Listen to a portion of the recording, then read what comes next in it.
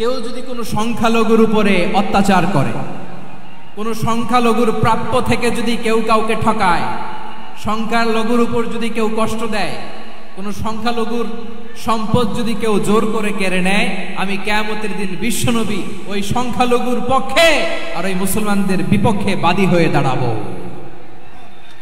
সুবহানাল্লাহ বলতে পারলেন না? আল্লাহু আকবার। আপনি নামাজি, আপনি মুসল্লি, আপনি হাজী সাহেব, তাহাজ্জুদ পড়তে পড়তে কপালে দাগ ফেলে দিছেন, আপনার প্রতিবেশী হিন্দু, ভাবছেন আমার তো পাওয়ার আছে, ওর জমিটা দখল করি। বিশ্বনবী বলেন কিয়ামতের দিন ওই হিন্দুর পক্ষে তোর বিরুদ্ধে আমি বাদী হয়ে দাঁড়াবো। পৃথিবীর কোন ধর্মে এরকম স্টেটমেন্ট পাবেন? পাবেন? আপনি ভাবছেন আপনি নামাজ পড়লে হাজী সাহেব কপালে দাগ ফেলাই দিলে আপনি সালসালায়ে জান্নাতে চলে যাবেন না? খবরদার। বিশ্বনবী বলেন কোন সংখ্যালঘুর উপর যদি কেউ আক্রমণ করে, তার প্রাপ্য তাকে না দিয়ে যদি তাকে ঠকায়, তার উপর জুলুম করে, তার সম্পদ যদি কেড়ে নেয়, আমি নবী, তুমি মুসলিম হইতে পারো, মুসল্লি হইতে পারো, তার পক্ষে তোমার বিপক্ষে আল্লাহর দরবারে বাদী হয়ে দাঁড়াবো। আচ্ছা লালমনিরহাটের ভাইরা, কথা বুঝতে পারলে আওয়াজ করে উত্তর দেন। বিশ্বনবী যদি কারো বিপক্ষে দাঁড়ায় কিয়ামতের দিন, আই রিপিট, আমি আবারও বলছি, বিশ্বনবী যদি কিয়ামতের দিন কারো বিপক্ষে দাঁড়ায়, ও তো সালসালায়ে জান্নাতি, তাই না? জান্নাতি না? যে নবীর সুপারিশ ছাড়া জান্নাতের গেটও দেখা যাবে না, ওই নবী যদি বলে তোর বিপক্ষে আমি বাদী হয়ে দাঁড়াবো, ওই জান্নাতে আর ঢোকার কোনো সুযোগ আমাদের থাকবে? এখানেই শেষ না আমার প্রিয় লালমনিরহাটের ভাইয়েরা, এখানেই শেষ নয়। বিশ্বনবী বলেন মান কাতালা মুআহাদান, বুখারীর বর্ণনা, মান কাতালা মুআহাদান লাম ইয়ারাহ রাইহাতাল জান্নাহ। কেউ যদি, কোনো মুসলিম যদি অন্যায়ভাবে কোনো সংখ্যালঘুকে হত্যা করে, কোনো হিন্দুকে হত্যা করে, কোনো বৌদ্ধরে হত্যা করে, অন্যায়ভাবে কোনো মুসলিম যদি কোনো সংখ্যালঘুরে হত্যা করে, জান্নাতে যাওয়া তো দূরের কথা, ওই মুসলিম জান্নাতের ঘ্রাণও পাবে না। সেই বুখারীর বর্ণনা, মান কাতালা মুআহাদান লাম ইয়ারাহ রাইহাতাল জান্নাহ ওয়া ইন্না রিহাহা লা ইউজাদু মিন মাসিরাতি 40 আমা, যে জান্নাতের ঘ্রাণ 40 বছর দূরের রাস্তা থেকেই পাওয়া যায়। সুবহানাল্লাহ পড়েন। প্রিয় ভাইরা, এখান থেকে জান্নাতে পৌঁছতে লাগবে 40 বছর। এত দূর, কত বছর? সবাই বলেন কত বছর? এখান থেকে জান্নাতে পৌঁছতে লাগবে 40 বছর। এত দূরে থাকতেই জান্নাতের ঘ্রাণ আপনার নাকে এসে ধাক্কা মারবে। বিশ্বনবী বলেন যে ব্যক্তি কোন সংখ্যালঘুকে হত্যা করে, জান্নাতের ঘ্রাণ তো পাবেই, জান্নাতে তো ঢুকতে পারবেই না, জান্নাতের ঘ্রাণও তার নাকে লাগবে না। পড়েন নাউযুবিল্লাহ। তাহলে সংখ্যালঘুদের ব্যাপারে ইসলামে অধিকার দেয়া আছে না নাই? লালমনিরহাটের ভাইয়ের আওয়াজ করে বলেন, আমার সংখ্যালঘু হিন্দু ভাইদের রাইটস, অধিকার আমাদের ইসলামে প্রোটেক্টেড আছে না নাই? এখানেই শেষ না। বিষ্ণু ইসলাম আপনার অমুসলিম প্রতিবেশীর সাথে ভালো আচরণ করতে বলেছে। আমাদের হয় না এটা মুসলিম পাড়া, ওটা বৌদ্ধ পাড়া, হয় না? অনেক সময় হয় না এটা আমাদের মুসলিম পাড়া, ওইটা হিন্দু পাড়া, এরকম আছে না নাই? লালমনিরহাটে নাই না? আছে? হিন্দু যদি আপনার প্রতিবেশী হয় কি করবেন? ওরে কষ্ট দিবেন নাকি?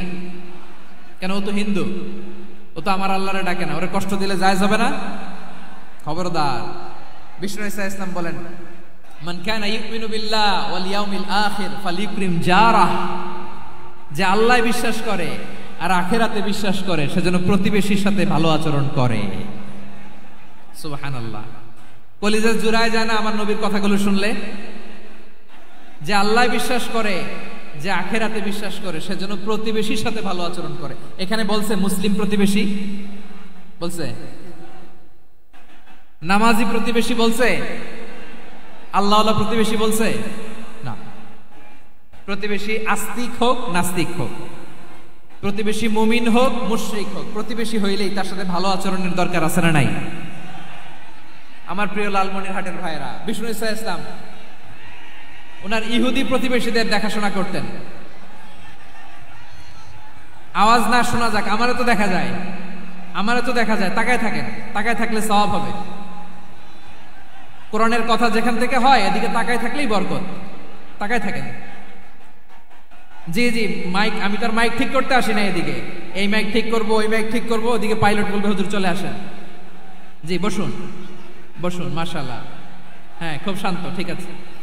পুলিশ ভাইরা না খেয়ে দিনরাত আপনারা যাতে সুশৃঙ্খল একটা প্রোগ্রাম উপহার পান এটাই চেষ্টা করতেছে, আপনাদেরকে কষ্ট দিতে আসে নাই, একটু একটু সহযোগিতা করেন। জি মাশাআল্লাহ, হ্যাঁ ঠিক আছে।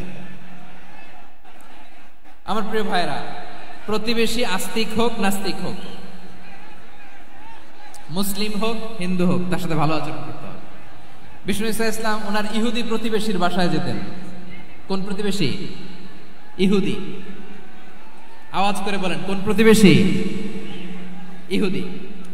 এক ইহুদি কিশোর বিষ্ণু ঈসা ইসলামের খেদমত করতে, ইহুদি ছেলে আমার নবীর খেদমত করতো, তারা ছিল নবীর প্রতিবেশী। তো অনেকদিন হয় ইহুদি ছেলেটা আসে না। বিষ্ণুনবী খোঁজ দিলেন, ঘটনা কি? একটা ইহুদি ছেলে না আমার খেদমতে আসতো, ছেলেটা কই? খোঁজ নিয়ে জানলেন ছেলেটা অসুস্থ। বিষ্ণু ঈসা ইসলাম ওই ইহুদির বাড়িতে চলে গেলেন ওই ছেলেটাকে দেখা করার জন্য, ভিজিট করার জন্য। সুবহানাল্লাহ পড়বেন না?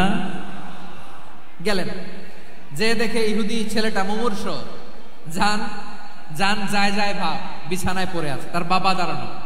বিশ্বনবী তার মাথার পাশে বসলেন, মাথায় হাত বুলিয়ে দিলেন, আর ছেলেটাকে বললেন আসলিম, হে ইহুদি ছেলে আসলিম, ইসলাম ধর্ম গ্রহণ করো।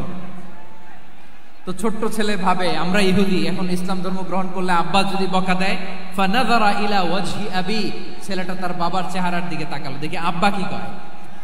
আব্বা যদি বলে তাইলে ইসলাম ধর্ম গ্রহণ করবে। ইহুদি ছেলেটা তার বাবার দিকে যখন তাকালো, ওর বাবা বলে আতি আবুল কাসিম, আবুল কাসিম যা বলে তাই করো। আবুল কাসিম হচ্ছে বিষ্ণু ঈসা ইসলামের একটা কুনিয়াত, উপনাম। আমার রাসূলের বড় ছেলের নাম ছিল কাসেম।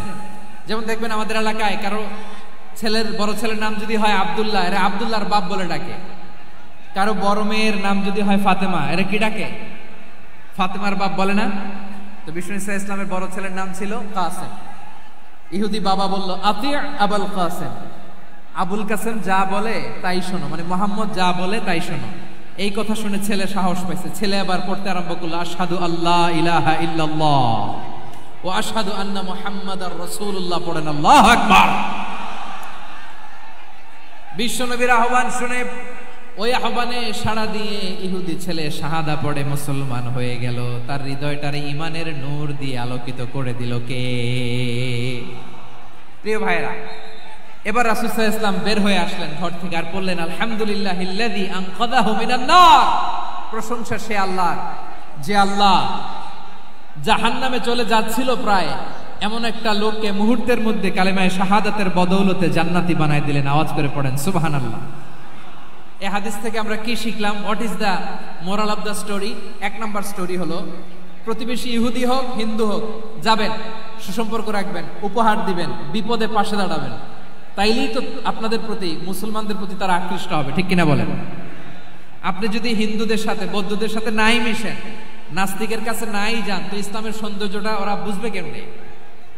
আমার অনেক হিন্দু পরিচিত ভাই আছে, ওরা আমাদের ইফতারির প্রোগ্রামে এসে একসাথে ইফতারি করে। অনেক মদখোর আমার সাথে বসে একসাথে ডিনার করে, হাফ প্যান্ট পরা, গলায় স্বর্ণের চেইন, হাতে স্বর্ণের ব্রেসলেট, আইসা আমার সাথে ডিনার করছে, আছে এরকম। গাঁজাখোর, আমি বলে আসো, welcome welcome to my dinner, আসো বসো, বসলেই তো আমি ওর ডিএনএ, চিন্তার ডিএনএ চেঞ্জ করে দেওয়ার সুযোগ পাবো। চিল্লায় বলো ঠিক কিনা? আসতে হবে আমার কাছে। Our door is open, the door of Islam is open 24/7। সব সময় আমাদের ইসলামের দরজা আমার অমুসলিম ভাইদের জন্য খোলা আছে না নাই? এই হাদিস থেকে দুইটা শিক্ষা। এক নম্বর শিক্ষা, প্রতিবেশী মুসলিম হোক অমুসলিম হোক, যান, অসুস্থ হইলে একটু আপেল নিয়ে যান, আঙ্গুর নিয়ে যান, কমলা নিয়ে যান, তাদের সাথে ভালো আচরণ করেন। ইসলামের বিউটি দেখে, সৌন্দর্য দেখে অবাক হবে, নসিব ভালো হলে কোনোদিন কালিমা পড়ে মুসলমান হয়ে যাবে, ঠিক কিনা বলেন?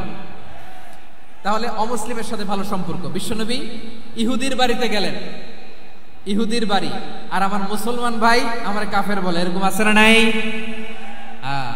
মুসলিম মুসলিমরা দেখতে পারে না, সহ্য করতে পারে। বিশ্বনবী সাল্লাল্লাহু আলাইহি ওয়াসাল্লাম ইহুদির বাড়িতে গেলেন, এটা একটা শিক্ষা। আরেকটা শিক্ষা হলো, ভাইয়েরা ধাক্কা মেরে এসে সামনে এসে কি লাভ? প্রোগ্রাম তো শেষ হচ্ছে, এখনই শেষ হচ্ছে, তো এই যে আমাদের বকশি ভাই ওয়াদা নিল, হাত তোলালো, মিম বলে এত কথা বলল, তো আমি জেলায় জেলায় যে খালি হাত নাড়াই তোমাদের জন্য নাকি? হ্যাঁ, হাত নাড়াই শুধু, এই ধাক্কাইতে ধাক্কাইতে এদিকে এসে হাত নাড়াইতেছে। হয়েছে তো, দেখলাম তো, ঠিক আছে, মাশাআল্লাহ, অনেক সুশৃঙ্খল, অন্যান্য যে কোনো জেলার চেয়ে অনেক সুশৃঙ্খল। আমার দিকে তাকাও, আমার দিকে তাকাও, ঠিক আছে। এই যে দাঁড়িয়ে আছে, একটা ছেলে নড়ে না, দেখছেন? মাশাআল্লাহ, মাশাআল্লাহ, মাশাআল্লাহ। হ্যাঁ, এইভাবেই। আর কয়েকটা মজাদার কথা আছে, শোনো। এই হাদিস থেকে আমাদের শিক্ষা হলো, আমার প্রতিবেশী যেই ধর্মের হোক আমি সম্পর্ক রাখবো। অসুস্থ হলে যাব, কি বলেন ভাইরা? যাবেন না? যাবেন না আপনারা? আচ্ছা, 2 নম্বর শিক্ষা হলো, বিষ্ণু ঈসা ইসলামের খাদেম ছিল ইহুদি, এতদিন খেদমত করলো, একদিনও বিশ্বনবী ওরে কালিমার দাওয়াত দেয় নাই। কারণ কি? বিশ্বনবী একটা ভালো সময়ের অপেক্ষা করতেছিলেন, প্রপার টাইমিং। দাঈর কাজ হচ্ছে দাঈ ইলাল্লাহ, সে হচ্ছে সুযোগ সন্ধানী। দাঈ সুযোগ খোঁজে, কখন দাওয়া দিলে ব্যাটে বলে হবে, ঝুপ বুঝে কোপ মারে, ঠিক কিনা বলেন? বিষ্ণু ঈসা ইসলাম ভালো সময়ের অপেক্ষা করতেছিলেন, দেখি ভালো সময় আসুক আসুক আসুক আসুক। আস্তে আস্তে এমন সময় আসছে, ছেলে এবার মুমূর্ষ। অসুস্থ ব্যক্তির হৃদয় অত্যন্ত নরম থাকে, হসপিটালে যখন কেউ যায় তার হৃদয়টা বড্ড নরম থাকে, মৃত্যুর ভয়ে তার অন্তরটা নরম থাকে, ঠিক কিনা বলেন? এই প্রপার টাইমিং এর অপেক্ষা করতেছিলেন। যখনই টাইমিং পেয়েছেন, দাওয়াত দিলেন, পড়ো লা ইলাহা ইল্লাল্লাহ, সুবহানাল্লাহ পড়েন সবাই। তাহলে ইসলাম অমুসলিম প্রতিবেশীর সাথে ভালো আচরণ করতে বলে। ইসলাম অমুসলিম মাতা পিতার সাথেও ভালো আচরণ করতে বলে। মাতা পিতা যদি অমুসলিম হয়, তারা ফেলে দিতে পারবেন? পারবেন? পারবেন? আমার লালমনিরহাটের ভাইরা, অনেক হিন্দু ছেলে আমাদের হাতে শাহাদা পড়ে মুসলিম হয়, কিন্তু ওর মা মুসলমান হয় নাই, বাবাও হয় নাই, এরকম আছে না নাই? তো ও হয়েছে মুসলিম, মা বাপ হিন্দু, এখন মা বাপ কি বাদ? হ্যাঁ, মা বাপ বাদ দেয়া যাবে? যেই মা আপনারে 9 মাস 8 মাস পেটে ধারণ করলো, আপনার মায়ের নার ছেঁড়া ধন, আপনি ওই মারে বাদ দিতে পারবেন? যে মায়ের বুকের তাজা দুধ খেয়ে আপনি আজকে বাড়ন্ত তাজা তরতাজা, ওই মারে বাদ দেয়া যাবে? মায়ের এক ধারে দুধের দাম, কাটিয়া গায়ের চাম, পাপুষ বানাইলে ঋণের শোধ হবে না, এমন দরদি ভাবে কেউ হবে না আমার মাহা। মায়ের এক ধারে দুধের দাম, কাটিয়া গায়ের চাম, পাপুষ বানাইলে ঋণের শোধ হবে না, এমন দরদি ভাবে কেউ হবে না আমার মাহা গো, ঠিক কিনা? মাকে তো বাদ দেওয়া যায় না। وَقَضَى رَبُّكَ أَلَّا تَعْبُدُوا إِلَّا إِيَّاهُ وَبِالْوَالِدَيْنِ إِحْسَانًا। আল্লাহ বলে, অবধারিত 2টা ভার্ডিক্ট তোমাদের জন্য, এক আল্লাহর ইবাদত করবা আর মা বাবার প্রতি ইহসান করবা। আদেশটা কার? মা বাবার প্রতি ইহসান করতে হবে। আমার মা হিন্দু হোক, ভালো আচরণ করতে হবে, বৌদ্ধ হোক, ভালো আচরণ করতে হবে। আমার যে সমস্ত হিন্দু ভাইয়েরা মুসলিম হয়েছে, তোমাদের মা বাবা এখনো মুসলমান হয় নাই, তাদের সাথে ভালো আচরণ করতে হবে। আপনাদের খেদমত নিজে করতে হবে, অথবা খেদমতের ব্যবস্থা করাই দিতে হবে।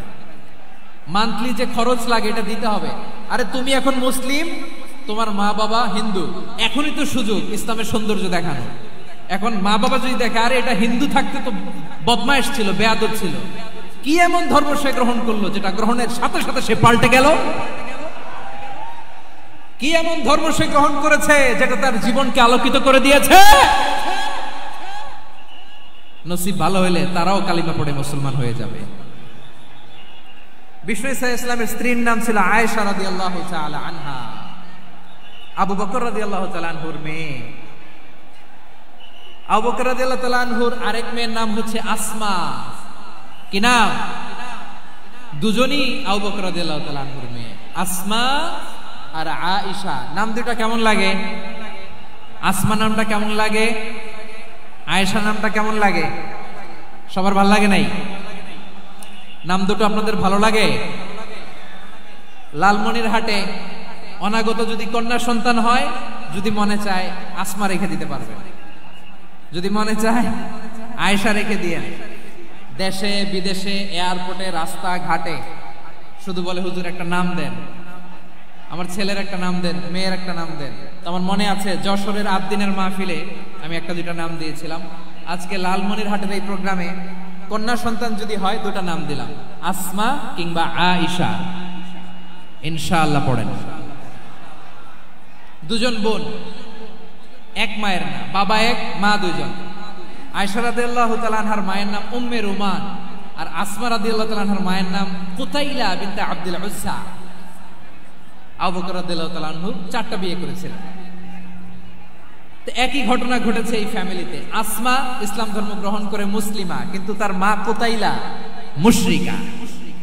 আই রিপিট, বোঝার জন্য আমি আবারও বলি, আসমা রাদিয়াল্লাহু তাআলা আনহা মুসলিমা, আর আসমার মা কুতাইলা, আওয়াজ করে বুঝে থাকলে বলেন, আসমার মা মুশরিকা। তার মানে মেয়ে মুসলিম, মা অমুসলিম। ভেজাল আছে না নাই? কিন্তু কুতাইলা আর ধৈর্য ধারণ করতে পারে না। নার ছেড়া ধন, কলিজার টুকরা ধন, কলিজার টুকরা সন্তান আসমারে দেখতে বড্ড মন চায়। সাইয়েদনা আসমা রাদিয়াল্লাহু তাআলা আনহা মক্কা থেকে হিজরত করে মদিনায় চলে গেলেন। হুদাইবিয়ার পর যখন মক্কা মদিনার ট্রাফিক স্বাভাবিক হলো, মক্কার লোক মদিনায় যায়, মদিনার লোক মক্কায় আসে। কুতাইলা কলিজার টুকরা সন্তান আসমারে দেখার জন্য কিছু উপহার নিয়ে বিশাল মরুপথ পাড়ি দিয়ে মক্কা থেকে মদিনায় যায়। সুবহানাল্লাহ বলেন। এখন মা আসছে মেয়ের সাথে দেখা করতে, মেয়ে তো আর দেখা দেয় না। মেয়ে ভাবছে আমার মা তো মুশরিকা, অপবিত্রা, তার সাথে কি দেখা দেয়া যাবে? বিশ্বনবীর দরবারে চলে গেলেন। সুবহানাল্লাহ বলেন। কি সৌভাগ্যবান ছিল তারা, মাসলা জানার দরকার হলেই নবীর দরবারে চলে যেত। ঘরে বউয়ের সাথে ঝগড়া হলে নবীর দরবারে চলে যেত।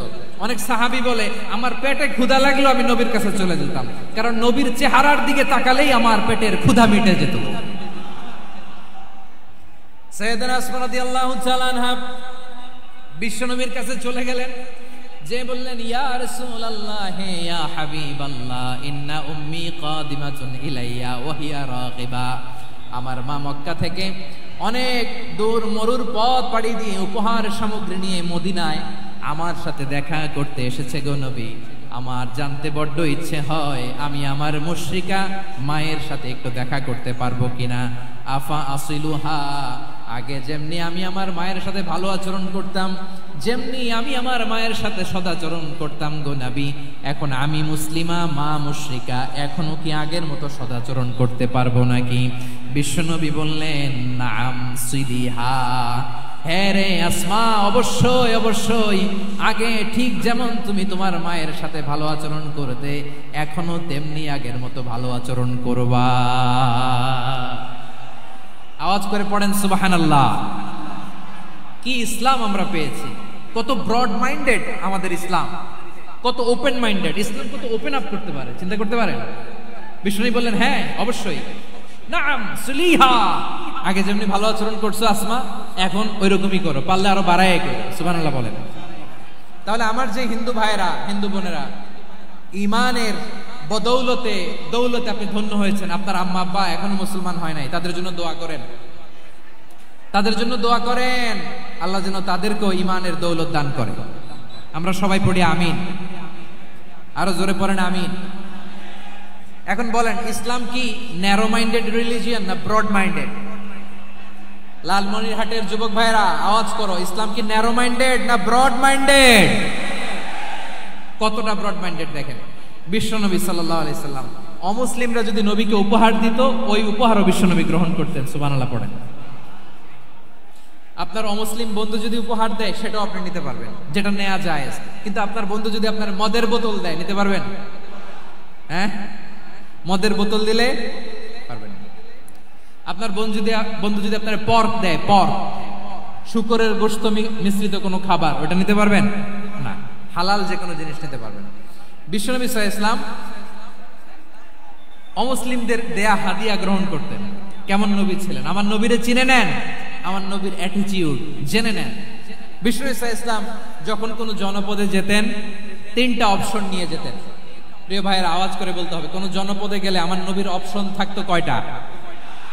আমার মতো 3 আঙ্গুল উঁচু করে দেখান আর বলুন, আমার নবী কোন জনপদে গেলে কয়টা অপশন নিয়ে যেতেন?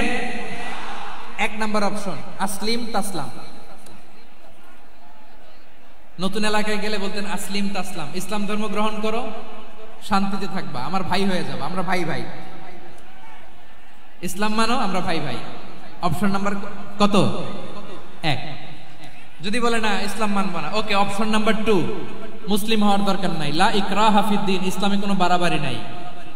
খ্রিস্টান আছো থাকো, বৌদ্ধ আছো থাকো, ইহুদি থাকতে চাও থাকো, কিন্তু আমরা যেহেতু রিজিওনাল সুপার পাওয়ার, আমাদের আন্ডারে থাকো, ট্যাক্স দিয়া থাকো, এটার বলে জিজিয়া। আলেম যারা আছেন বুঝবেন, এটার আরবিতে কি বলে? জিজিয়া। You pay us the tax, we will give you the security. তোমরা ট্যাক্স দিবা, আমরা সিকিউরিটি দিব, আমাদের আওতায় থাকবা, কেউ তোমাদেরকে আক্রমণ করতে পারবে না, আমরা নিরাপত্তা দিব। সুবহানাল্লাহ বলেন। এটা অপশন নাম্বার কত?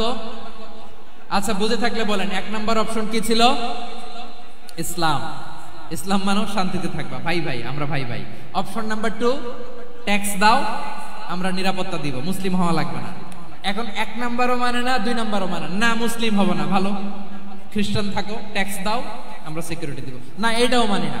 বিষ্ণু বলেন, তাহলে তলোয়ার আমাদের আর তোমাদের মাঝে ফয়সালা করবে। মুসলিমও হবো না, ট্যাক্স দিবা, নিরাপত্তা দিব, আমরা সুপার পাওয়ার, আমাদের আন্ডারে থাকবে, এইটাও না। তাহলে তোমাদেরকে তো আমরা বিশ্বাস করতে পারি না, কখন না কখন বিশ্বাসঘাতকতা করো, কার সাথে মিলে হাত মিলাও, তলোয়ার আমাদের মাঝে ফয়সালা করবে। তখন তিনি জিহাদের সশস্ত্র সংগ্রামের ঘোষণা দিতেন। সুবহানাল্লাহ পড়েন। দেখেন, পশ্চিমারা জেহাদকে এইভাবে চিত্রায়িত করে না। ওরা জেহাদ বলতে বুঝায় তলোয়ার, হাত কাটো, গলা কাটো না। জেহাদ সশস্ত্র সংগ্রাম 3 নম্বরে। অধিকাংশ ক্ষেত্রেই বিশ্বনবীর সুন্দর আচরণ দেখে, আরে আমার নবীর যে নুরানি চেহারা, অনেকে তো কেবল সিরেফ চেহারাটা দেখেই কালিমা পড়ে মুসলমান হয়ে গিয়েছে। যারা মুসলিম হয় নাই, তারা তাদের ইসলামেই বলবৎ ছিল, ট্যাক্স দিয়ে ইসলামের আন্ডারে ছিল। যারা এটাও মানে নাই, ওইটাও মানে নাই, তাদের বিরুদ্ধে জেহাদ। বিষ্ণু ইসলাম 7ম হিজরিতে যখন খায়বার বিজয়ের পরে ইসলাম রিজিওনাল সুপার পাওয়ার হিসেবে আত্মপ্রকাশ করলো, বিশ্বনবী চিঠি লিখলেন অন্যান্য সুপার পাওয়ারের কাছে, রাষ্ট্রীয় চিঠি লেখে এক রাষ্ট্রপ্রধান আরেক রাষ্ট্রপ্রধানের কাছে। ঠিক কিনা বলেন? জানেন না আপনারা? এই যে 24-এর ছাত্র নাগরিক অভ্যুত্থানে, এই অভ্যুত্থান যখন শুরু হয়, আমি তখন সাউথ আফ্রিকাতে একটা স্ট্যাটাস দিয়েছিলাম, গোটা নয় গোটা দেশ সংস্কার করা লাগবে। শুধু বাংলাদেশ নয়, সারা বিশ্বের বাংলা ভাষাভাষী লোকেরা এই আন্দোলনের সাথে সমর্থন তারা করেছে, এটাকে সাপোর্ট করেছে, তারা সমর্থন দিয়েছে। আমাদের ইউনাইটেড আরব আমিরাতের বাংলাদেশি ভাইয়েরা, তারা সেখানে রাস্তায় নেমে এসেছিল, জানেন? ওইখানে ডেমনস্ট্রেশন করা যায় না, সেখানকার সরকার তাদেরকে যাবজ্জীবন দিয়েছিল। তখন আমাদের এই যে প্রধান উপদেষ্টা ডক্টর মোহাম্মদ ইউনূস সরাসরি G2G বলে, এটারে G2G, government to government, G2G, উনি চিঠি লিখলেন যে তাদেরকে, ইউর হাইনেস, হে সম্মানিত আমির, আপনি আমার এই চিঠির কারণে আমার সম্মানে এই 53 জন বাংলাদেশিকে মাফ করে দেন। এই চিঠির বদৌলতে বেকসুর খালাস পেয়ে গিয়েছিল আমাদের ভাইরা। জানেন না এই ঘটনা আপনারা? তাহলে গভর্নমেন্ট টু গভর্নমেন্ট চিঠি দেওয়া হয়। 7ম হিজরিতে বিষ্ণু ইসলাম সব সুপার পাওয়ারের কাছে চিঠি দিলেন, রোমান সম্রাটের কাছে, পারস্য অধিপতির কাছে, মিশরের অধিপতির কাছে, সবার কাছে চিঠি লিখলেন। চিঠির ভাষা ছিল এরকম, মিন মুহাম্মাদিন রাসূলিল্লাহ ইলা মুকাওকিস আযীমিল কিবত, মুহাম্মদ রাসূলুল্লাহর পক্ষ থেকে মিশরের বাদশার কাছে, আসলিম তাসলাম, ইসলাম মানো, শান্তিতে থাকবা, সালামুন আলা মান ইত্তাবাআল হুদা, শান্তি তার জন্য যে হেদায়েতের অনুসরণ করে। সুবহানাল্লাহ পড়েন। তো এই চিঠি অনেকে ভালোভাবে রিসিভ করেছে, অনেকে এই চিঠি পাওয়ার পরে নবীর কাছে আবার ইন রিটার্ন উপহার পাঠিয়েছে। কি পাঠিয়েছে? উপহার। মিশরের বাদশা মুকাওকিস, তিনি বিশ্বনবীকে বিশাল এক উপহারের ডালি পাঠিয়েছেন। মিশরের বাদশা মুকাওকিস ছিলেন ধর্মে খ্রিস্টান। লালমনিরহাটের ভাইয়েরা আওয়াজ করে বলেন, মিশরের বাদশা ধর্মে কি ছিল? খ্রিস্টান। কি উপহার দিয়েছিল আমার নবীকে? শুনতে মনে চায়? আওয়াজ নাই লালমনিরহাটের গলায়। শুনতে মনে যায়? 1000 স্বর্ণ মুদ্রা, 1000 স্বর্ণ মুদ্রা।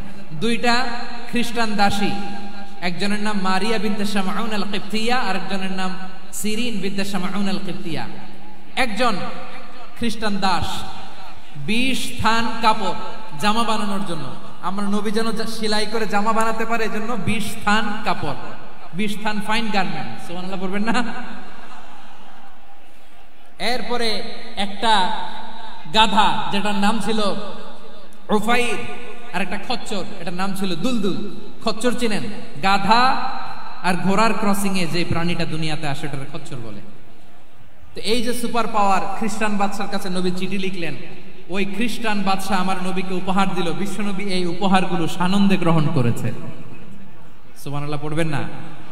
তাহলে অমুসলিম কেউ যদি আপনাকে উপহার দেয়, হালাল উপহার হলে আপনি গ্রহণ করতে পারবেন। অনুরূপভাবে পারস্যের বাদশা, রোম সম্রাট বিশ্বনবীকে উপহার পাঠিয়েছেন, আমার নবী সবগুলো উপহার গিফট গ্রহণ করেছেন। সুবহানাল্লাহ বলেন। তাহলে প্রিয় লালমনিরহাট, আওয়াজ করে বলুন, ইসলাম কি ন্যারো মাইন্ডেড রিলিজিয়ন না ব্রড মাইন্ডেড? আম্মাজান আয়েশার কাছে মাসালা জানতে চায় মেয়েরা, হে আম্মাজান, অগ্নি উপাসকেরা তাদের ঈদের দিন নওরোজের সময় আমাদেরকে পাখি দেয়, নেওয়া যাবে? উনি বললেন, ওরা জবাই করে দিলে নেওয়া যাবে না, কিন্তু ওরা যদি ফলমূল এরকম খাবার দেয় এগুলো নেওয়া যাবে। তার মানে অমুসলিমদের দেয়া উপহার এটা গ্রহণ করা যায়। সুবহানাল্লাহ বলেন। শুধু তাই নয়, বিষ্ণু ঈসা ইসলাম অমুসলিমদের সাথে আর্থিক লেনদেনও করেছেন, ফিনান্সিয়াল ডিলিং করেছেন। অমুসলিমদের সাথে প্রয়োজনে আপনি ফিনান্সিয়াল ডিলিং করতে পারবেন। আমরা প্রায় দেখি বাজারের মিষ্টির দোকানগুলো আমার হিন্দু ভাইদের। লালমনিরহাটে মিষ্টির দোকান, দইয়ের দোকান কারা চালায়? হিন্দুরা চালায় না? তারপরে যে বারবার শপ, চুল কাটে যে নাপিত, অধিকাংশ নাপিতের দোকানে কারা? আমার হিন্দু ভাইরা। তা আপনি চুল কাটতে পারবেন কিনা? পারবেন কিনা বলেন? পারবেন। তার দোকান থেকে দই মিষ্টি কিনতে পারবেন কিনা? হ্যাঁ, আমার মুসলিম ভাইয়ের দোকান থাকলে ওইটারে আমি বেশি প্রায়োরিটি দিব, ঠিক কিনা? কিন্তু যদি তাদের সার্ভিস নিতে চান, প্রোডাক্ট নিতে চান, পারবেন। তার দলিল সহিহ বুখারী, আম্মা জান আয়েশা রাদিয়াল্লাহু তাআলা আনহা বলেন, ইশতারা রাসূলুল্লাহ সাল্লাল্লাহু আলাইহি ওয়াসাল্লাম মিন ইয়াহুদিয়িন তুআমান ওয়া রাহানাহু দিরআহু মিন হাদিদ। রাসূল সাল্লাল্লাহু আলাইহি ওয়াসাল্লাম এক ইহুদির কাছ থেকে, কার কাছ থেকে? সবাই বলে নাই, কার কাছ থেকে? আমার নবী, পেয়ারা নবী এক ইহুদির কাছ থেকে জব কিনেছিল। জব, বার্লি, যেটা দিয়ে রুটি বানায়। ওই জবের দাম দেওয়ার টাকা পয়সা নবীর কাছে ছিল না। ফলে নবী ওনার একটা পোশাককে মর্গেজ রেখেছিলেন, মর্গেজ, বন্ধক, যে এখন এটার দাম দিতে পারবো না, কয়েক কেজি বার্লি নিয়ে যাই আর বন্ধক হিসেবে আমার জামাটা রেখে গেলাম, যেই দিন দাম দিব ওই দিন জামাটা ছুটাই নিয়ে যাব। সুবহানাল্লাহ পড়বেন না? বাকিতে নিছিলেন, বাকিতে। দিরআহু মিন হাদিদ, লোহার তৈরি বর্ম, মানে যুদ্ধের পোশাক, লোহা দিয়ে বানানো। বিশ্বনবী বললেন, কয়েক কেজি জব দাও, টাকাটা পরে দিব, এখন টাকা নাই, বন্ধক হিসেবে, মর্গেজ হিসেবে আমার জামা রেখে গেলাম, যখন টাকা দিব জামা ছুটাই নিব। আওয়াজ করে বলতে হবে সুবহানাল্লাহ। এ থেকে বোঝা গেল অমুসলিমদের সাথে ফিনান্সিয়াল ডিলিং করা যায়, অর্থনৈতিক লেনদেন করা যায়, কেনাবেচা করা যায়, প্রোডাক্ট কেনা যায়। এমনকি আমাদের মসজিদে নববীতে বারান্দায় আপনারা একটা অটোমেটিক ফ্লাইং আমব্রেলা দেখছেন? সূর্য যখন বাড়ে মসজিদে নববীর বারান্দায়, ইয়ার্ডের মধ্যে অটোমেটিক্যালি কিছু আমব্রেলা আছে, শাঁ করে খুলে যায়, আর সূর্যের তাপ লাগে না। আবার সন্ধ্যাবেলায় এই আমব্রেলাগুলো ওরা ক্লোজ করে ফেলে, দেখেন নাই না? দেখছেন? এই মসজিদে নববীকে সর্বোচ্চ উন্নত মানের কনস্ট্রাকশন ইনফ্রাস্ট্রাকচারে ডেভেলপ করার জন্য কর্তৃপক্ষ কিছু অমুসলিম ইঞ্জিনিয়ারের, ডিজাইনারের সহায়তা নিয়েছিল। সুবহানাল্লাহ বলেন। কোন দলিলের ভিত্তিতে? এই দলিলের ভিত্তিতে যে বিষ্ণু ঈসা ইসলাম অমুসলিমদের সাথেও লেনদেন করেছেন। আওয়াজ করে বলতে হবে আল্লাহু আকবার। শুধু তাই নয়,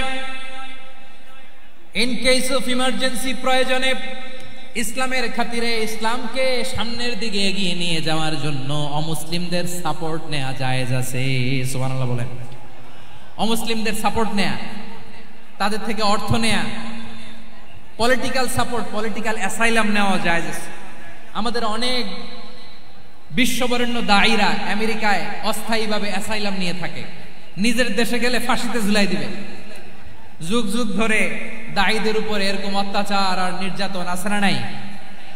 মিশরের অনেক দায়ীরা পাশ্চাত্যে যেয়ে থাকে, এই যে তারা পলিটিক্যাল অ্যাসাইলাম নিয়ে থাকে, রাজনৈতিক আশ্রয়, এটা জায়েজ আছে না? এটা যে জায়েজ আছে তার প্রমাণ স্বয়ং বিশ্বনবী সাল্লাল্লাহু আলাইহি ওয়াসাল্লাম পলিটিক্যাল সাপোর্ট নিয়েছিলেন অমুসলিমদের কাছ থেকে। সুবহানাল্লাহ বলেন। খুব মজাদার একটা ঘটনা শুনবেন, আপনাদের আগ্রহ দেখে তো মনে হয় না শোনার ইচ্ছা আছে। আছে আছে, গলায় জোর আছে। লিল্লাহে তাকবীর, লিল্লাহে তাকবীর, নারে তাকবীর। মাশাআল্লাহ।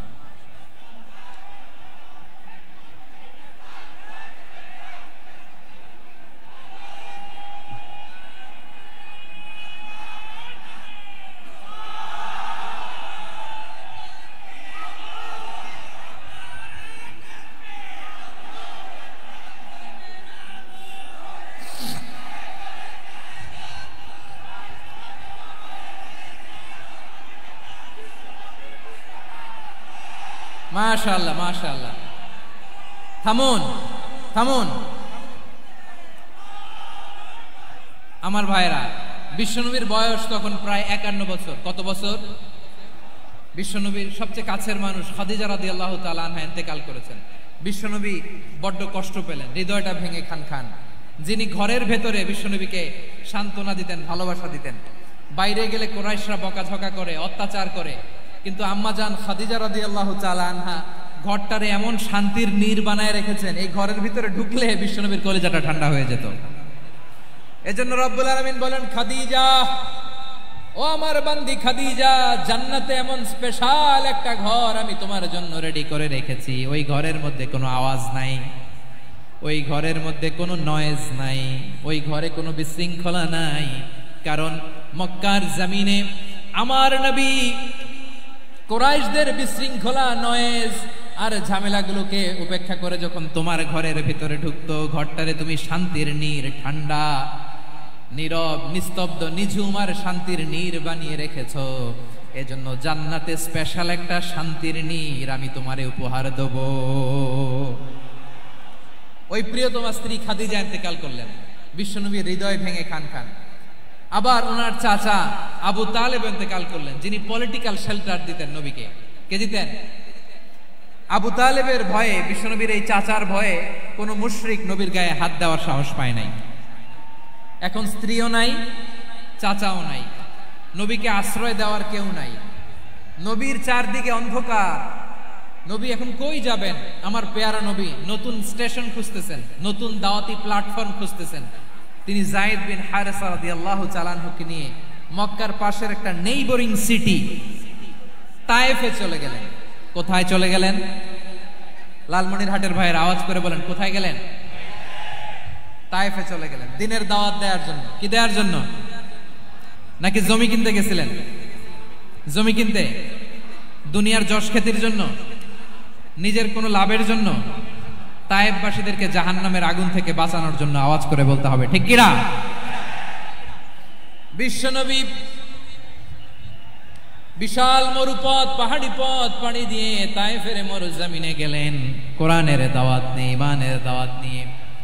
কিন্তু তায়েফের লোকেরা বিশ্বনবীর দাওয়াতকে শুধু প্রত্যাখ্যান করেই থামে নাই, তারা বিশ্বনবীর সাথে অত্যন্ত খারাপ আচরণ করেছে, বিশ্বনবীকে শারীরিকভাবে হেনস্থা করেছে, আমার নবীকে শারীরিকভাবে অত্যাচার করেছে, আমার পেয়ারা নবীর গায়ে পাথর মেরেছে, বিশ্বনবীর গা বেয়ে ঝরঝর করে রক্ত ঝরেছে, নবী জামিনের মধ্যে লুটিয়ে পড়েছেন, আবার মেরেছে, আবার নবী হাঁটতে শুরু করলেন, পেছন থেকে আবার মেরেছে, আবার নবী রক্তাক্ত হয়ে জামিনের মধ্যে লুটিয়ে পড়লেন, আবার মেরেছে। বিশ্বনবীর মতো এত সুশ্রী মানব, বিশ্বনবীর মতো এত শুভ্র মানব, বিশ্বনবীর মতো এমন চমৎকার দেহাবয়ব দিয়ে রব্বুল আলামিন কাউকে বানান নাই। এরকম চমৎকার মানুষটাকে তারা তায়েফের ওই জমিনে রক্তাক্ত করেছে। বিশ্বনবী দুনিয়ার কোনো স্বার্থের জন্য সেখানে যান নাই, নিজের কোনো লাভের জন্য, প্রাপ্তির জন্য যান নাই, তায়েফবাসীদের জাহান্নামের আগুন থেকে বাঁচাতে গিয়েছেন। ঠিক কিনা বলেন?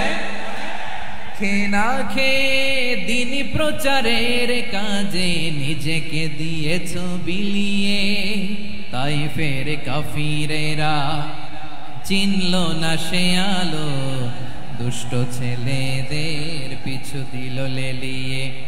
পাথরের আঘাতে ক্ষত বিক্ষত হয়ে সারা শরীর থেকে রক্ত ঝরে। হে রাসূল তোমাকে ভুলি আমি কেমন করে, হে রাসূল তোমাকে ভুলি আমি কেমন করে। পারেন না আপনারা? ধরুন আমার সাথে। হাজার ব্যথা বেদনার পরে ফিরে আসনি তুমি আপন ঘরে, দিনের আলো তুমি ছড়িয়ে দিতে, চলে গেলে মদিনায় মক্কা ছেড়ে। হে রাসূল তোমাকে ভুলি আমি কেমন করে, হে রাসূল তোমাকে ভুলি আমি কেমন করে। ঠিক কিনা বলেন? প্রিয় ভাইরা, তাইফের ছেলেরা নবীকে রক্তাক্ত করলো। আমার নবী কই যাবে? কই যাবে? মক্কায় জায়গা নাই, তাইফে জায়গা নাই। তাইফ থেকে ভারাক্রান্ত মন নিয়ে আমার নবী মক্কায় ফিরে আসলেন। বিশ্ব নবী মক্কায় ঢুকতে পারেন না। মক্কার মরুভূমির দিকে তাকিয়ে, উপত্যকার দিকে তাকিয়ে বিশ্বনবী ধা ধা করে কাঁদেন, ঝরঝর করে। নবীর চেহারা মোবারক থেকে চোখের পানিগুলো বেয়ে বেয়ে পড়ে। আমার জন্মস্থান, আমার শৈশব, কৈশোর, যৌবন কেটেছে এই মক্কায়, আমার এলাকায় আমি ঢুকতে পারি না। বিশ্বনবী মক্কার অনতি দূরে দাঁড়িয়ে জায়েদকে পাঠালেন, জায়েদ যাও দেখো কেউ আমাকে সাপোর্ট করার মতো আছে কিনা, যাও অমুকের কাছে যাও। জায়েদ গেলেন, তারাও প্রত্যাখ্যান করে ফিরিয়ে দেয়। বিশ্বনবী বললেন যাও অমুক লোকের কাছে যাও, তিনিও প্রত্যাখ্যান করে ফিরিয়ে দিলেন। কেউ বিশ্বনবীকে আশ্রয় দিতে রাজি হয় না। নিজ জন্মভূমিতে বিতাড়িত বিশ্বনবী, সর্বশেষ বিশ্বনবী বললেন যাও মুতঈম ইবনে আদির ঘরে যাও। মুতঈম ইবনে আদি মুশরিক, তার কাছে যাও। গেলেন, মুতঈম ইবনে আদি রাজি হয়ে গেল। সুবহানাল্লাহ বলেন। দেখেন, অনেক বিপদের সময়ও আমি নিজে সাক্ষী, সামাজিকভাবে রাজনৈতিকভাবে কত ঝঞ্ঝা, কত ষড়যন্ত্র, কত কনস্পাইরেসি পাড়ি দিয়ে আমাদেরকে সামনে এগিয়ে যেতে হয়। এই শত্রুদের ভেতরেও একজনকে দাঁড় করিয়ে দেয় যে আল্লাহর কোরআনের জন্য রেডি হয়ে যায়। পড়েন সুবহানাল্লাহ। মুতঈম ইবনে আদি, আল্লাহ তার মনকে নরম করে দিলেন। মুতঈম বলে, মুহাম্মদ আমি তোমাকে আশ্রয় দিব। তার দুই ছেলেকে পাঠালেন, যাও খোলা তলোয়ার নিয়ে, স্কট দিয়ে, গার্ড অফ অনার দিয়ে মুহাম্মদকে মক্কায় ঢুকাও, আর বলো আমি আমান দেব। আমান কি দিব?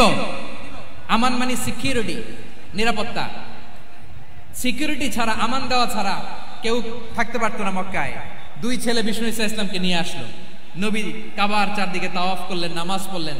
আবু জাহেল, উতবা, সাইবা, ওয়ালিদ ইবনে মুগীরা সবাই দেখে, কেউ কিছু করতে পারে না। কারণ মুতঈম ইবনে আদি ঘোষণা দিয়েছেন আমি মুহাম্মদকে আমান দিয়েছি, মুহাম্মদের গায়ে যেন কেউ স্পর্শ না করে। আওয়াজ করে পড়েন সুবহানাল্লাহ। নবীর এই বিপদকালে মুহূর্তে মুতঈমের হৃদয়টারে নরম করে দিল কে? আচ্ছা, লালমনির হাটের ভাইয়েরা বলেন, এই মুতঈম কি মুসলিম ছিল না মুশরিক?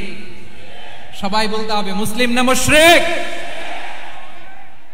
তাহলে মুশরিকের কাছ থেকে নবী পলিটিক্যাল অ্যাসাইলাম, আধুনিক রাষ্ট্রবিজ্ঞানের ভাষায় পলিটিক্যাল অ্যাসাইলাম যেটাকে বলে, রাজনৈতিক আশ্রয়, উনার আমান বা নিরাপত্তার এই ঘোষণায় তিনি মক্কায় ঢুকলেন। যতদিন নিরাপত্তা ছিল ছিলেন।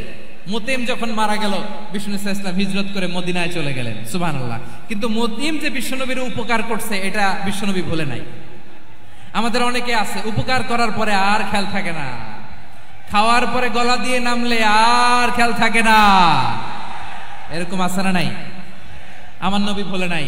বদরের প্রান্তরে 70 জন কাফেরকে যখন বন্দী করে বিশ্বনবীর সামনে হাঁটু গেড়ে দাঁড় করানো হলো, বসানো হলো, 70 জন কাফের। কয়জন?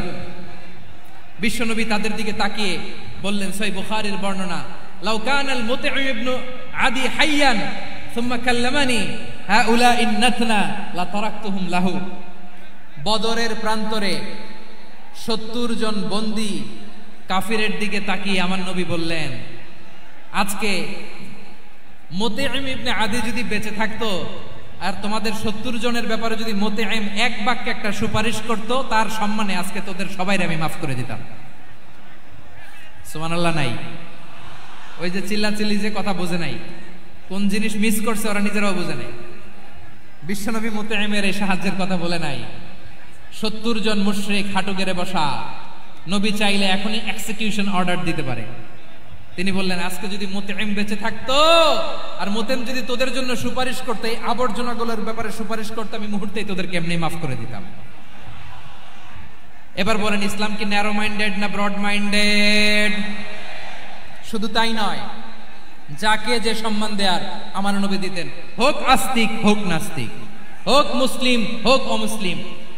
বিষ্ণু ইসলাম যখন রোমান সম্রাটের কাছে চিঠি লিখেছেন, আমার প্রিয় লালমনিরহাটের ভাইরা, অল্প কয়েক মিনিট কয়েকটা জরুরি কথা বলবো, এদিকে তাকান, এদিকে তাকান।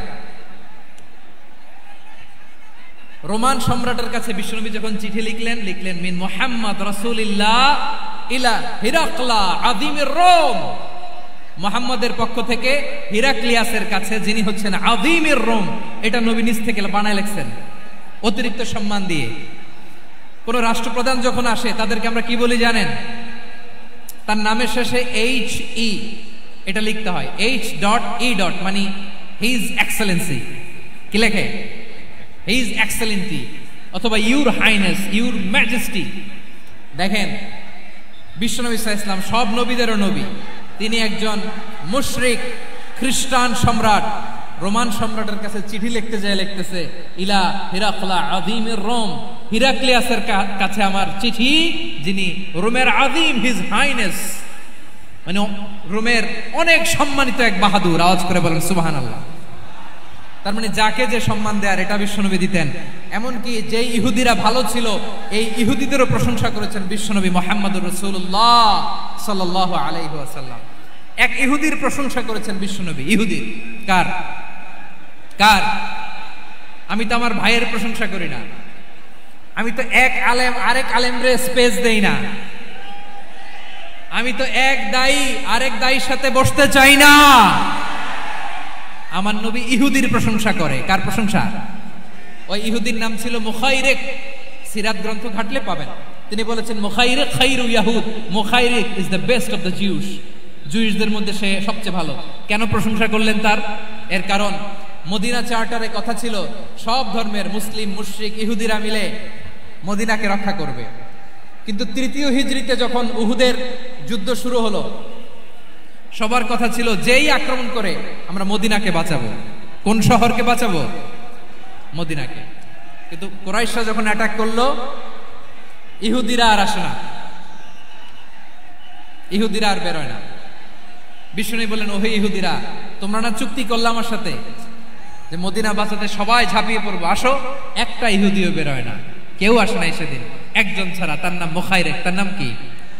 মুখাইরেক বাহাদুরের মতো ঘোড়সাওয়ার হয়ে বেরিয়ে গেলেন এবং বললেন, গোটা ইহুদি সাম্রাজ্যের একজনও যদি না আসে, আমি মুখাইরেককে কেউ ঘরে আটকে রাখতে পারবে না।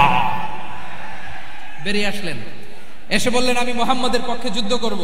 আমি মারা গেলে আমার সম্পদ আমার উত্তরাধিকারীরা পাবে না, আমার সম্পদ তোমরা মুহাম্মদকে দিয়ে দিবা। সুবহানাল্লাহ বলেন। উহুদের ময়দানে 70 জন মুসলমান শহীদ হলো। এই ইহুদি, সেও মুসলমানের পক্ষে যুদ্ধ করে নিহত হলো। সুবহানাল্লাহ বলেন। মুসলিমদের লাশ যখন নিয়ে আসা হলো, এই মুখাইরিকের লাশও নিয়ে আসা হলো। মুসলিমদের লাশের পাশে মুখাইরিকের লাশ দেখে বিশ্বনবী মুখাইরিকের প্রতি অনেক খুশি হলেন। আর বিশ্বনবী খুশি হয়ে বললেন, মুখাইরিক খায়রু ইয়াহুদ, মুখাইরিক যদিও তুমি ইহুদি, তারপরে তুমি সব ইহুদিদের মধ্যে সেরা ইহুদি। পড়েন সুবহানাল্লাহ। আমার নবী ইহুদিকেও সম্মান দিতে কার্পণ্য করে নাই। আওয়াজ করে বলেন আল্লাহু আকবার। প্রিয় ভাইরা, এবার সর্বশেষ আওয়াজ করে বলেন, ইসলাম কি ন্যারো মাইন্ডেড নাকি ব্রড মাইন্ডেড? সবাই বলেন, ন্যারো মাইন্ডেড না ব্রড মাইন্ডেড? এজন্য অমুসলিম হইলেই তারা আমাদের শত্রু নয়। শত্রু কারা? এই লালমনিরহাটের ভাইয়েরা শোনেন, শত্রু কারা? যে সমস্ত অমুসলিম আমাদেরকে নিশ্চিহ্ন করে দিতে চায়, যে সমস্ত অমুসলিম আমাদের ভূখণ্ড থেকে আমাদেরকে তাড়িয়ে দিতে চায়, যে সমস্ত অমুসলিম আমার ধর্ম নিয়ে তুচ্ছ-তাচ্ছিল্য করে চিল্লায় বলেন ঠিক কিনা, তারা আমাদের শত্রু। সাধারণ অমুসলিমরা আমার শত্রু নয়। এই যে হিন্দুরা থাকে এরা আমার ভাই, বৌদ্ধরা আমার ভাই, খ্রিস্টানরা আমার ভাই, ইহুদিরা আমার ভাই। তারা দিনই ভাই নয়, তারা মায়ের পেটের ভাই নয়, তারা মানবিক দিক থেকে ভাই। ও মানুষ, আমিও মানুষ। ইসলাম মানুষকে সম্মান করে, চিল্লায় বলো ঠিক কিনা। যারা আমাদের অস্তিত্বকে নিশ্চিহ্ন করতে চায়, যারা আমাদের ভূখণ্ডকে দখল করতে চায়, যারা আমাদেরকে নিয়ে মকারি করে, ফান করে, টিটকারি করে, আমার ধর্ম নিয়ে খেলা করে, তাচ্ছিল্য করে, ওদের বিরুদ্ধে আমাদের জিহাদ। সাধারণ মুসলিম আমাদের শত্রু নয়। আপনি জানেন নিউ ইয়র্কে, আমি তো নিউ ইয়র্কে ছিলাম অনেকদিন, ওখানে ফিলিস্তিনিদের পক্ষে যখন আমরা মিছিল করেছি, অনেক ইহুদি আমাদের সাথে মিছিলে দাঁড়িয়েছে। কারণ ওরাও জানে এই ভূখণ্ড ফিলিস্তিনিদের ভূখণ্ড। আওয়াজ করে বলো লালমনিরহাট ঠিক কিনা। ইসরায়েলের রাজধানী খোদ তেল আবিবে অনেক ইহুদিরা বেঞ্জামিন নেতানিয়াহু তার বিরুদ্ধে মিছিল করেছে। তো তারা কি আমাদের শত্রু? না। অনেক খ্রিস্টান আমাদের সাথে আমাদের স্বার্থ রক্ষায় আমাদের পাশে দাঁড়িয়েছে। খেয়াল রাখবেন, হিন্দু আর হিন্দুত্ববাদ এক নয়, ইহুদি ধর্ম আর জায়নিজম এক নয়। জায়নিজমের বিরুদ্ধে আমাদের সংগ্রাম, আমাদের জিহাদ, চিল্লায় বলেন ঠিক কিনা। এই যে ফিলিস্তিনের ভাইরা, তারা তাদের স্বাধীনতা সংগ্রামের জন্য লড়াই করছে, করে যাচ্ছে, আমরা এটাকে সমর্থন জানাই, চিল্লায় বলো ঠিক কিনা। কাশ্মীরের ভাইরা স্বাধীনতার জন্য সংগ্রাম করছে, আমরা সেই সংগ্রামকে সমর্থন জানাই, আওয়াজ করে বলো ঠিক কিনা। যারাই আমাদের ইসলামকে নিশ্চিহ্ন করতে চায় তাদের বিরুদ্ধে আমাদের সংগ্রাম, আওয়াজ করে বলতে হবে ঠিক কিনা। ওই সমস্ত দুর্বৃত্তদের সাথে আমাদের কোনো সম্পর্ক নাই। আমরা যদি ঐক্যবদ্ধ থাকতে পারি, ওই দুর্বৃত্তরা চান্স পাবে না। আমরা ঐক্যবদ্ধ থাকতে রাজি আছি। লালমনিরহাটের ভাইরা, আমরা ঐক্যবদ্ধ থাকলে ওই দুর্বৃত্তদের কালো হাত ভেঙে দিতে আমাদের সময় লাগবে না। তাদের কালো হাত ভেঙে দিতে রাজি আছে মুসলমান? কারা কারা রাজি? দু হাত তুলে দেখাও।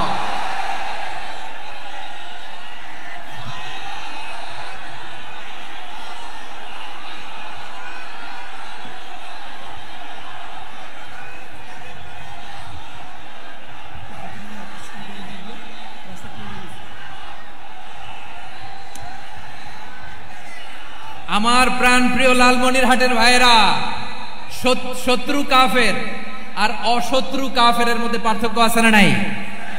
আবু তালেবও মুশরিক, আবু জাহেলও মুশরিক, কিন্তু দুই মুশরিকে পার্থক্য আছে না নাই?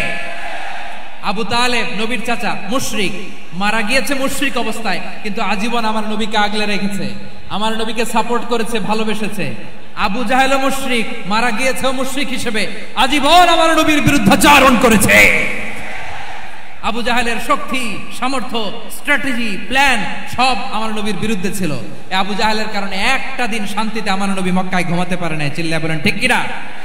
এজন্য রব্বুল আলামিন বলেন, লা ইয়ানহাকুমুল্লাহু আনিল্লাযীনা লাম ইউকাতিলুকুম ফিদ-দীনি ওয়া লাম ইখরিজুকুম মিন দিয়ারিকুম আন তাবাররুহুম ওয়া তুকসিতু ইলাইহিম ইন্নাল্লাহা ইউহিব্বুল মুকসিতিন। আল্লাহ বলে, গোলামেরা শোনো শোনো, যে সমস্ত অমুসলিম তোমাদের সাথে ধর্মযুদ্ধে লিপ্ত হয় না, তোমাদের বিরুদ্ধে যে সমস্ত অমুসলিম অস্ত্র ধরে না, যে সমস্ত অমুসলিম তোমাদেরকে তোমাদের জন্মস্থান থেকে, ভূখণ্ড থেকে তাড়িয়ে দেয় না, তাদের সাথে ভালো আচরণ করতে আমি আল্লাহ নিষেধ করি নাই। তাদের সাথে সদাচরণে কোনো নিষেধাজ্ঞা নাই, বরং তাদের সাথে সদাচরণ করো, এটাই আমি আল্লাহ চাই। তাহলে আমার যে অমুসলিমরা আমাদের সাথে শত্রুতা করে না, তুচ্ছ-তাচ্ছিল্য করে না, আমাদের ভূমি থেকে আমাদেরকে উচ্ছেদ করতে চায় না, আমাদের বিরুদ্ধে অস্ত্র ধরে না, ওই অমুসলিম ভাইদের সাথে আমাদের কোনো দ্বন্দ্ব আছে? কোনো বিরোধ আছে? বরং আছে ভালোবাসা। বরং আছে কি? এই ভালোবাসা দিয়ে আমরা বিশ্ব জয় করব। রাজি আছে মুসলমান? আমাদের পুঁজি ভালোবাসা। আমাদের পুঁজি কি? এবার আওয়াজ করে বলেন আমার এই পুরো আলোচনা থেকে, the religious coexistence, peaceful coexistence, শান্তিপূর্ণ সহাবস্থান, কমিউনাল হারমোনি, এই সাম্প্রদায়িক সম্প্রীতি, এই আলোচনা থেকে কি বুঝলেন? ইসলাম কি ন্যারো মাইন্ডেড না ব্রড মাইন্ডেড? এই ব্রড মাইন্ডেড হৃদয় নিয়ে ভালোবাসা দিয়ে আমরা বিশ্ব জয় করতে চাই। রাজি আছেন? আল্লাহ কবুল করুক, আমরা সবাই পড়ি আমিন। লালমনিরহাটের জেলা স্টেডিয়ামে আমার প্রিয় মায়েরা বোনেরা, আপনাদের জন্য একটা হাদিস বলে শেষ করব। বিশ্বনবী বলেন, আমার মায়েরা খেয়াল করে শুনুন, বিশ্বনবী আপনাদের উদ্দেশ্য করে বলেন, আল মারআতু ইযা সাল্লাত খামসাহা ওয়া সামাত শাহরাহা হাফিজাত ফুরুজাহা আতাআত বা'লাহা ফালতাদখুল মিন আইয়ি আবওয়াবিল জান্নাতি শাআত। বিশ্বনবী বলেন, ও রমণীরা, ও নারীরা, যে সমস্ত নারী এই 4টা কাজ করবে, এই 4টা কাজের গ্যারান্টি দিবে, তাদেরকে জান্নাতের 8টা দরজার গ্যারান্টি দেয়া হবে। কি 4টা কাজ? 1 নাম্বার, আল মারআতু ইযা সাল্লাত খামসাহা, যে নারী 5 ওয়াক্ত নামাজ পড়ে। কি করে? জেলা স্টেডিয়ামে অবস্থানরত আমার নারীরা বোনেরা, বিশ্বনবী আপনাদেরকে 4টা কাজের কথা বলেছেন, খুব বেশি না। 4টা করলে 8 জান্নাতের দরজা সব খোলা। কোনটা দিয়ে যাবে? যেটা দিয়ে মনে চায়। 1 নাম্বার 5 ওয়াক্ত নামাজ। আমার বোনেরা জোহরের নামাজ পড়তে পড়তে এটা আসরে নিয়ে যায়, আসর পড়তে পড়তে এটা মাগরিবে নিয়ে যায়। এরকম আসরে নাই? লালমনিরহাটে হয়তো নাই। আমার বোনেরা এটা করবেন না। ইন্নাস সালাতা কানাত আলাল মুমিনিনা কিতাবাম মাওকুতা, সময় মতো পড়বেন। সামাত শাহরা, রমাদানের রোজাগুলো রাখবেন। হাফিজাত ফুরুজাহা, যে নারী তার চরিত্রকে হেফাজত করে, তার প্রাইভেট হেফাজত করে, তার লজ্জাস্থান হেফাজত করে। ও মায়েরা, আপনার এই গর্ভ যে কত দামি আপনি জানেন না। আপনার এই গর্ভ থেকে জন্মাবে আগামী সালাহুদ্দিন আল আইয়ুবী।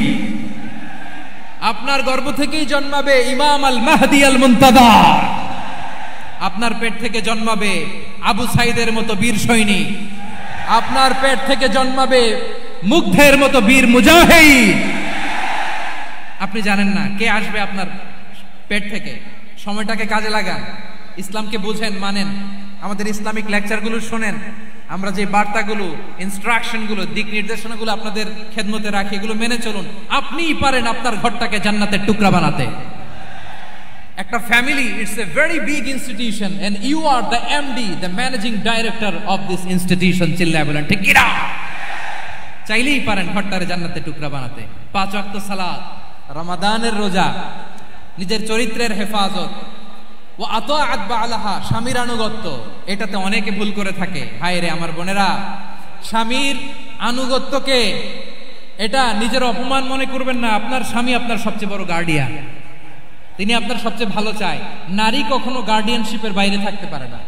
হয় আপনি বাবার গার্ডিয়ানশিপের ভেতরে, বাপ না থাকলে ভাই আপনার গার্ডিয়ান, ভাই না থাকলে চাচা গার্ডিয়ান, বিয়ের পরে আপনার স্বামী আপনার গার্ডিয়ান। শরিয়া সম্মত স্বামীর আদেশগুলো আপনি মেনে চলবেন, কিন্তু শরিয়া বিরুদ্ধ কোনো আদেশ মানতে আপনি বাধ্য নয়। আওয়াজ করে বলুন সবাই ঠিক কিনা? এই 4টা কাজ যদি কোন নারী করে, বিশ্বনবী বলেন জান্নাতের 8টা দরজা খোলা। তোমার যেটা দিয়ে মনে চায় সেটা দিয়ে জান্নাতে তুমি এন্ট্রি নিতে পারবা। আমরা এখানে লালমনিরহাটের সোহরাওয়ার্দী ময়দানে আজকে যেমন একত্রিত হতে পারলাম, আল্লাহর জান্নাতেও যেন একত্রিত হতে পারে। আল্লাহ তুমি তৌফিক দান করো।